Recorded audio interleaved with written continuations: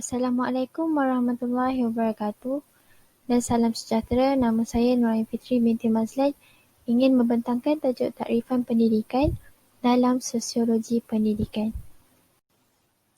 Takrifan pendidikan terbahagi kepada 5, iaitu perspektif sains politik, perspektif sosiologi, perspektif antropologi, perspektif psikologi pendidikan dan perspektif ekonomi. Pendidikan dalam perspektif sosiologi ialah pemilihan atau selection.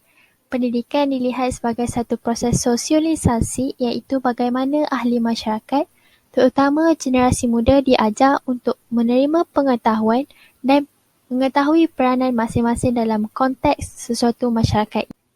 Pendidikan dari perspektif antropologi pula atau proses pembudayaan ialah seseorang yang berbudaya, seseorang yang menghayati dan mengamalkan nilai dan tingkah laku yang baik dalam masyarakat.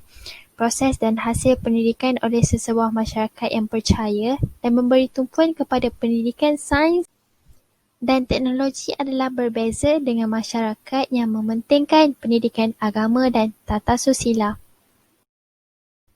Dari perspektif ekonomi, pendidikan sebagai satu pelaburan investment atau consumption yang menganggap proses dan hasil mencari ilmu pengetahuan itu hanyalah untuk kepuasan rasa ingin tahu saja.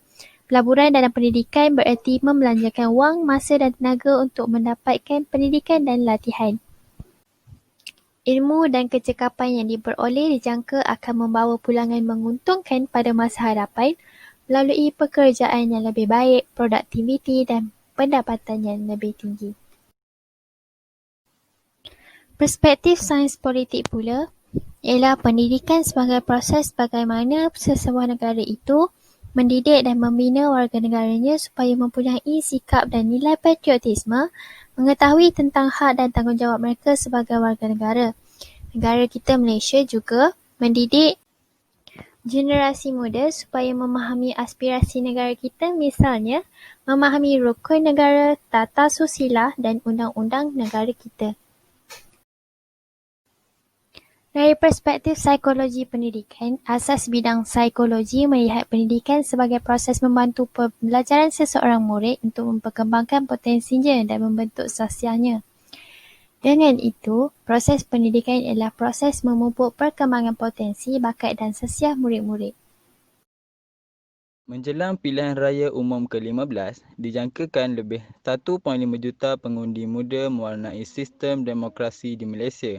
Berikutan remaja berusia bawah umur 21 tahun layak sebagai pemilih jika PRU diadakan pada 2023. Persoalannya, sejauh manakah anak muda seumur 18 tahun ini memahami maksud politik dan demokrasi sebenar dan bagaimanakah pendidikan sains politik dapat membantu dalam isu ini?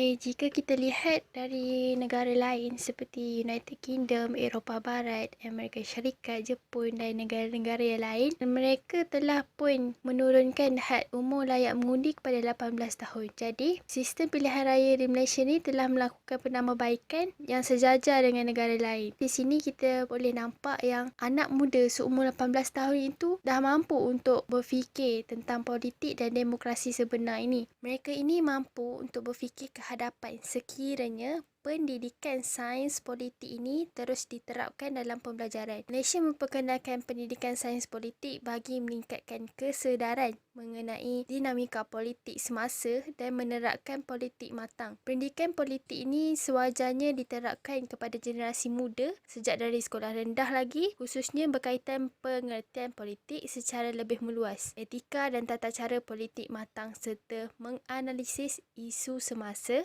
agar wujud rakyat celik atau literasi politik.